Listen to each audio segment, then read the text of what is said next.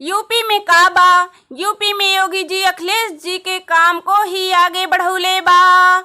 इन 5 सालों में बीजेपी कुछ नया नहीं कर ले बा। यूपी में यह बा, यूपी में यह बा। कैसे सुनी ऐसे।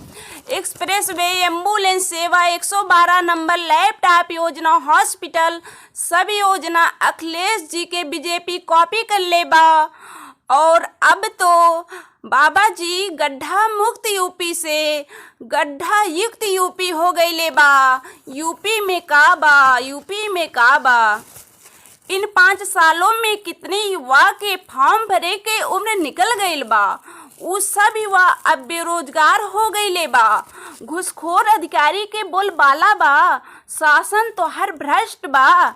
आम जनता नौकरी के लिए परेशान बा। बाबा तोहरा का कुछ न सुझात बा, तोहरा का कुछ न सुझात बा। बोला बाबा यूपी में का बा, यूपी में का बा। किसान आंदोलन में गुंडागर्दी करबौले तो हर प्रशासन बा। फिर काहे का किसानन के छाती पे रौदत बुलडोजर बा। किसान अपनी खून पसीने से पैदा करल अनाज बा। उन्हीं के अनाज से तोहर पेट भरले बा।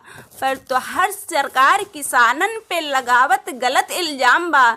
हे बाबा बोला यूपी में का बा, यूपी में का बा। तू होटल में एक निर्दोष व्यापारी के मरवा देले हया। हाथरस के बिटिया का जिंदा जलवा देले हया। हे बाबा अब यूपी में कौनो लड़की सुरक्षित ना बा।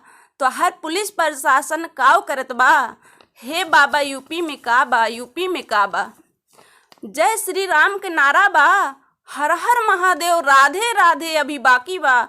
हे बाबा यूपी में का बा, यूपी में का बा। हे बाबा बोला यूपी में का बा, यूपी में का बा।